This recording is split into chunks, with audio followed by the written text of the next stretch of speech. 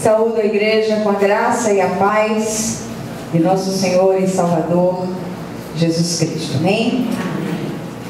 Meus amados, vamos abrir a palavra hoje no livro de Apocalipse, capítulo 1. E nós vamos ler apenas um versículo, que é o versículo 7. Apocalipse, capítulo 1, versículo 7.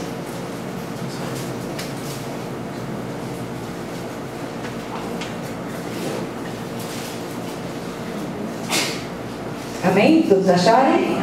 Glória a Deus. Se você puder ajudar a pessoa que está próxima de você a encontrar o texto, por favor. Diz assim a palavra do Senhor: Eis que vem com as nuvens, e todo olho verá, até quantos o traspassaram, e todas as tribos da terra se lamentarão sobre ele, certamente. Amém. Vamos orar. Senhor, nosso Deus, nosso Pai, nós te louvamos e bendizemos o teu santo nome por tudo que tu és, te glorificamos nessa noite de uma maneira muito especial. Rogamos a ti que pelas misericórdias vivas de Jesus, o Senhor venha de um modo vivo falar ao nosso coração.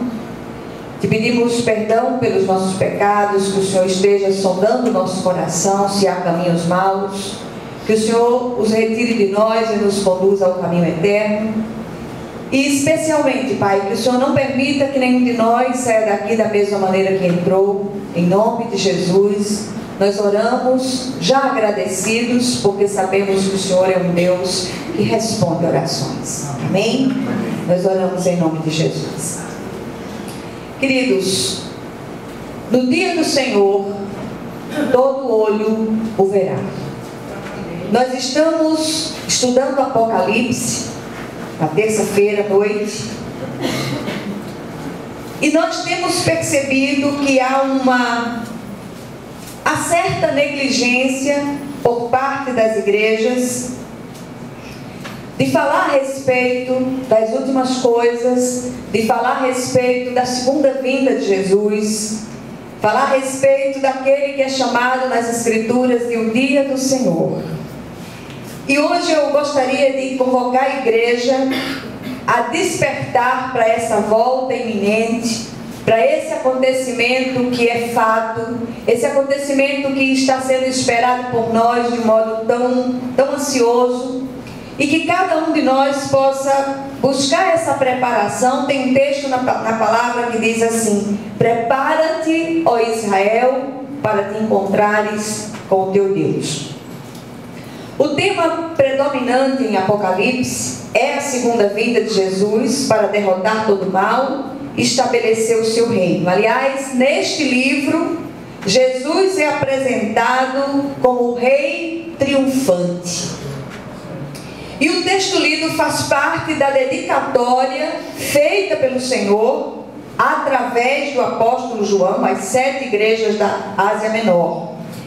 Nessa dedicatória às igrejas, Jesus é mostrado nas 3 faces de seu ministério: como profeta, fiel testemunha, no versículo 5, como sacerdote primogênito entre os mortos, e como rei soberano dos reis da terra.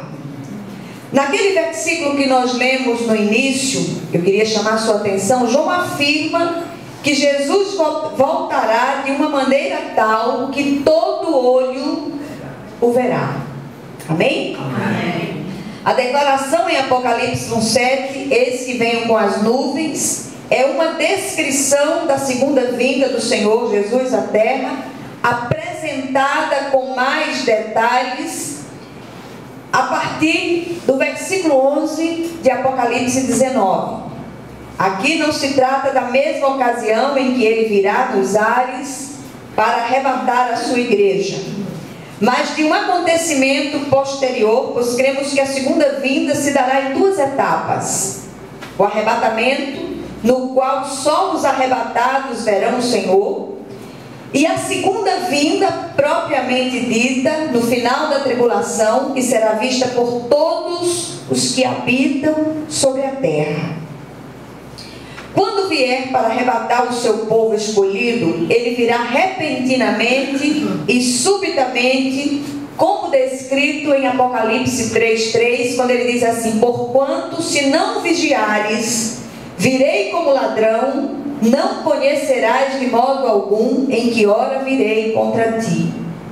Então há uma necessidade da igreja despertar, da igreja sair dessa mesmice de olhar apenas para a questão do aqui e do agora, a questão da prosperidade que tem sido falada de uma maneira tão absurda nos dias de hoje. As pessoas só pensam nisso, só falam nisso, e eu queria que hoje, eu queria convidar você a nós fazermos uma pausa nas nossas lutas diárias, são muitas as lutas, para que nós olhássemos para a eternidade, para aquele dia e hora.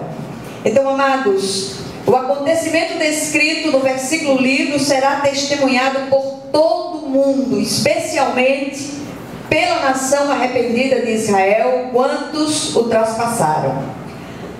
A segunda vinda será luz e glória para os remidos de todos os tempos, mas trevas e assolação para quantos o têm rejeitado.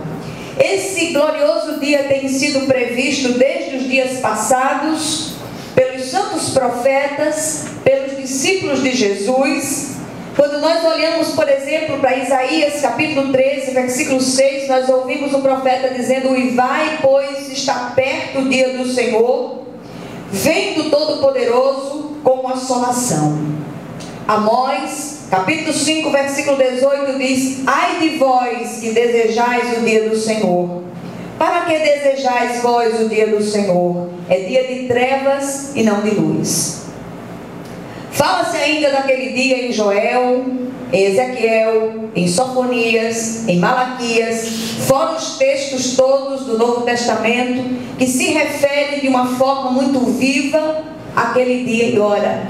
E por isso eu queria chamar sua atenção, você que entrou aqui nessa noite, você que nunca fez uma decisão pessoal por Jesus, não endureça o seu coração, deixe que o Espírito de Deus ministre ao seu coração, que o Senhor possa falar enquanto essa palavra está sendo entregue, em toda a minha deficiência, em toda a minha inadequação, em toda a minha limitação, mas o Espírito da palavra é vivo, o Espírito da palavra é aquele que pega a palavra, leva os seus ouvidos, faz com que os seus ouvidos espirituais sejam abertos e que você possa compreender aquilo que o Espírito ministra nessa noite à igreja.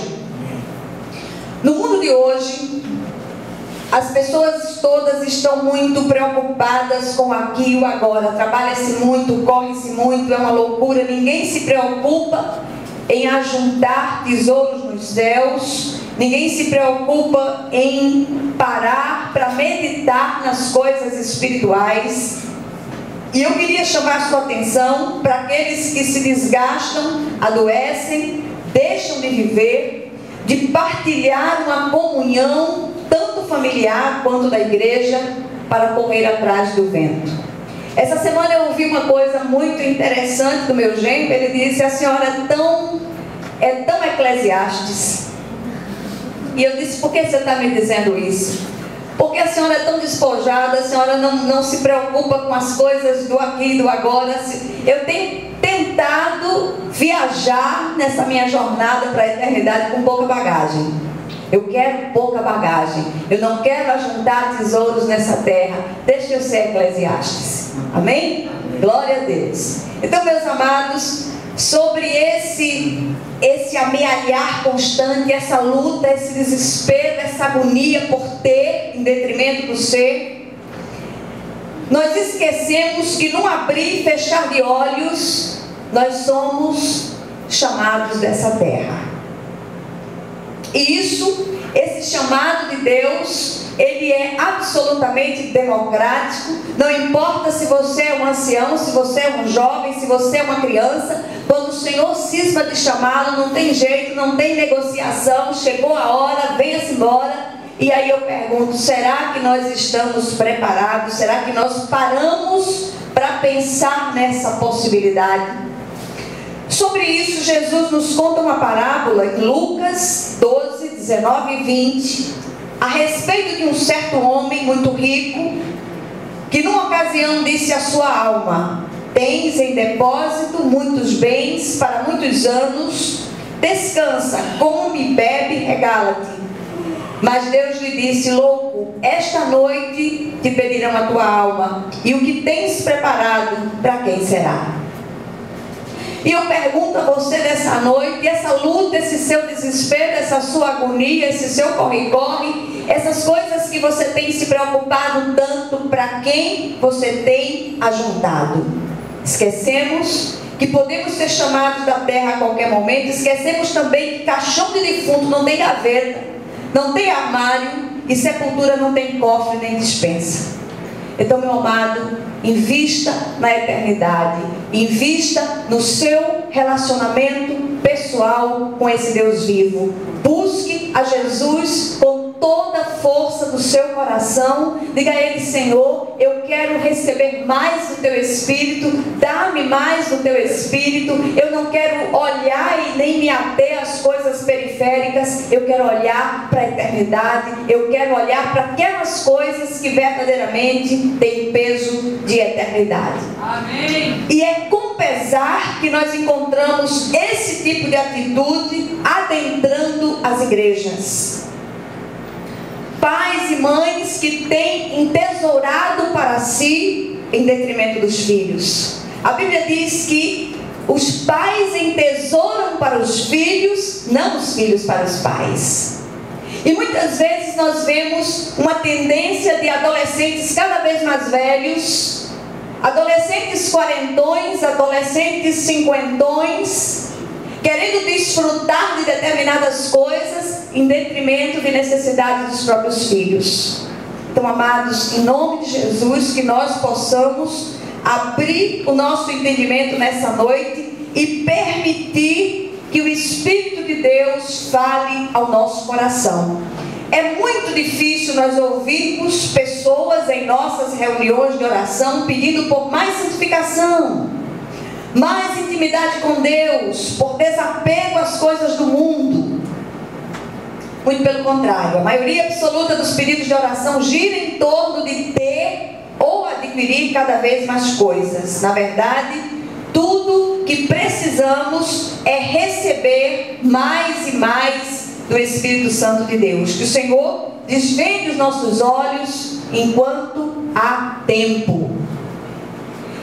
Eu não sei, não conheço a sua vida, não sei o propósito de Deus do seu coração, mas eu quero dizer uma coisa: preste atenção naquilo que o Espírito ministra ao seu coração nessa noite, em nome de Jesus.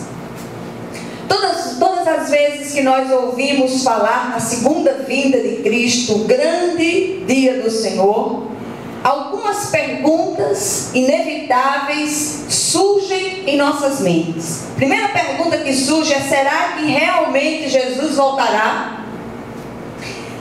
O próprio texto lido na parte final responde essa pergunta, diz: certamente, amém. Assim como todas as profecias relativas à primeira vinda de Jesus se cumpriram, todas as profecias, todas as palavras concernentes à segunda vinda se cumprirão em nome de Jesus. Amém. Os estudiosos das profecias bíblicas afirmam que só no Novo Testamento há mais de 300 afirmações de que Jesus voltará. A Bíblia é a palavra viva e verdadeira do Deus vivo que não pode mentir. Então, de repente, num abrir e fechar de olhos, o Senhor pode voltar para buscar a sua igreja. O próximo acontecimento no calendário profético de Deus é o arrebatamento da igreja. E após esse acontecimento iniciam-se os 7 anos de tribulação, ao fim dos quais o Senhor virá e todo olho sobre a terra o verá. Amém? Amém. Após o arrebatamento da igreja, sucederão os acontecimentos descritos entre os capítulos 6 e 19 de Apocalipse, que são a tribulação, a ascensão do anticristo, o homem da iniquidade, a grande tribulação, chamada de angústia de Jacó, e por fim a volta gloriosa de Cristo à terra. Então, queridos, Jesus voltará. Amém? Amém. Segunda pergunta: por que Cristo voltará? Qual o propósito dessa vinda? Muitos zombam dizendo: se Cristo voltasse hoje à terra, fariam com ele pior do que da primeira vez. Esse é um grande engano. Primeira vez Cristo veio como servo humilde e sofredor, como Cordeiro de Deus que tira o pecado do mundo, como ovelha muda perante os seus tosqueadores. Mas na segunda vinda, ele não virá mais como cordeiro, mas como o leão da tribo de Judá, como o alfa e o ômega, o princípio e o fim de todas as coisas. Jesus voltará como rei triunfante. Então, que nós estejamos preparados. Ele virá como juiz e julgará com cetro de ferro. Naquele dia não será manifesta misericórdia, mas justiça. Virá para estabelecer o seu reino, para recompensar os santos e fiéis, para fazer novas todas as coisas. Eu não sei o que é que tem amarrado os seus passos, não sei o que é que tem impedido você de entregar a sua vida a Jesus, e nós temos insistido muito com isso aqui. De modo nenhum nós convidamos as pessoas para fazer um proselitismo eclesiástico, para dizer: olha, você vai ter que fazer parte dessa igreja, porque essa igreja é a igreja certa. Nós não estamos fazendo isso, mas nós convidamos você para desfrutar de um relacionamento íntimo, estreito, com esse Cristo vivo, que transforma vidas, que muda histórias. Amém. Se você quiser permanecer aqui, amém, Jesus. Mas se você pode escolher a igreja cristã evangélica da qual você quer fazer parte, uma igreja séria, uma igreja que esteja ali firmada na palavra de Deus. E nós insistimos com isso aqui porque a grande forma de se pregar hoje é fazer proselitismo para as igrejas. A maneira que as igrejas muitas vezes têm agido é buscar crentes de outras igrejas para engrossar suas fileiras. Mas eu quero chamar a sua atenção: o nosso propósito não é esse. O nosso propósito é saquear o inferno, é povoar os céus. Que você, ao chegar na sua casa, você possa dizer: Senhor, eu quero experimentar isso, eu quero experimentar esse Cristo vivo, eu quero que o Senhor se manifeste a mim de uma forma real, de uma forma viva. Eu quero te experimentar, Senhor, em nome de Jesus. Amém. E eu tenho certeza que todas as pessoas que o buscaram dessa maneira, nenhuma delas saiu de mãos vazias. O outro propósito: o Senhor julgará as nações e ímpios de todos os tempos, aprisionará Satanás por 1000 anos, julgará os falsos crentes. E nas palavras do próprio Jesus, em Mateus 7, 21 a 23, o Senhor diz o seguinte: nem todo o que me diz Senhor, Senhor, entrará no reino dos céus, mas aquele que faz a vontade do meu Pai que está nos céus. Muitos naquele dia hão de dizer-me: Senhor, Senhor, porventura não temos nós profetizado em teu nome? E em teu nome não expelimos demônios, e em teu nome não fizemos muitos milagres? Então lhe direi explicitamente: nunca vos conheci. Apartai-vos de mim, os que praticais a iniquidade. O Senhor virá para separar as ovelhas dos bodes. Amém? Amém. Terceira pergunta que sempre vem à nossa mente cada vez que nós pensamos no grande e glorioso dia do Senhor: quando Jesus voltará? Em Atos 1:7 é dito o seguinte: não vos compete conhecer tempos ou épocas que o Pai reservou pela sua exclusiva autoridade. Não sabemos o dia nem a hora, mas a palavra de Deus nos exorta a permanecer vigilantes para que aquele dia não nos apanhe repentinamente como um laço. Aí Jesus fala outra vez em Lucas 21:34, ele diz: acautelai-vos por vós mesmos, para que nunca vos suceda que o vosso coração, fique sobrecarregado com as consequências da orgia, da embriaguez e das preocupações deste mundo, e para que aquele dia não venha sobre vós repentinamente como um laço. Palavra do Senhor. Amém? Amém. E quarta e última pergunta: como Jesus voltará? Ele virá fisicamente, não como um espírito, mas como um corpo glorificado. Em Atos 1:11, a parte B do versículo diz: esse Jesus, que dentre vós foi assunto ao céu, virá do modo como vistes subir. Segundo, ele virá visivelmente. Apocalipse 1:7, texto lido no início, diz: e todo olho o verá. Ele virá repentinamente. 1 Tessalonicenses 5:2 e 3 diz: o dia do Senhor vem como ladrão à noite. Quando andarem dizendo paz e segurança, eis que lhes sobrevirá repentina destruição, como vem as dores de parto a que está para dar à luz, e de nenhum modo escaparão. Amém? E em último lugar, ele virá gloriosamente. E aí é o próprio Jesus que diz em Mateus 25:31: quando vier o Filho do Homem na sua majestade, e todos os anjos com ele, então se assentará no trono da sua glória. Aleluia. A palavra é forte.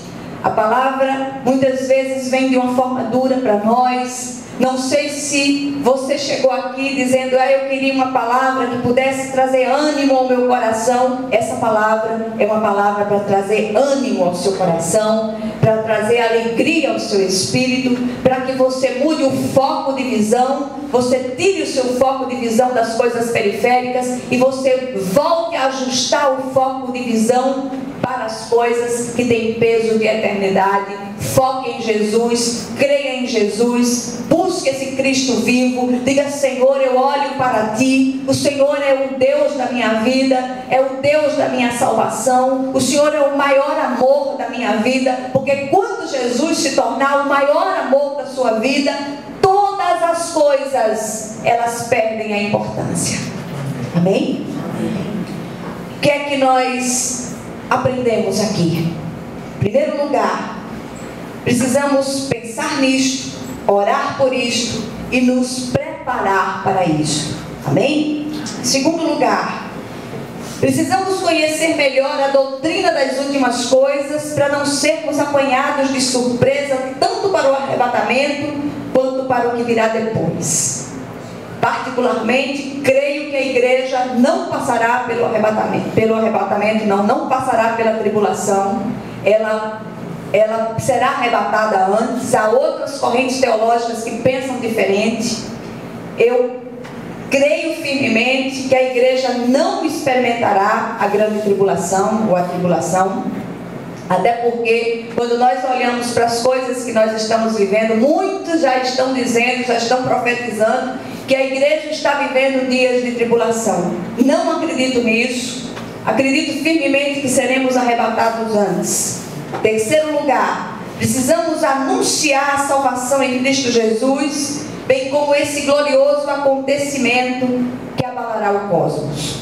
Que nós possamos estar preparados para isso, para aquele dia e hora, em nome de Jesus. E finalmente, precisamos clamar ao Senhor nas nossas orações. Precisamos acrescentar as nossas orações, que precisam também ter o seu foco mudado para as coisas, das coisas do aqui e agora, para as coisas da eternidade. Nós precisamos acrescentar essas orações, um glorioso Maranata, ó vem Senhor Jesus. Amém? Que o Senhor possa aplicar essa porção da palavra ao nosso coração nessa noite, que nós possamos ser visitados com essa certeza absoluta desse agir vivo de Deus no nosso coração, em nome de Jesus. Amém? Eu queria que você fechasse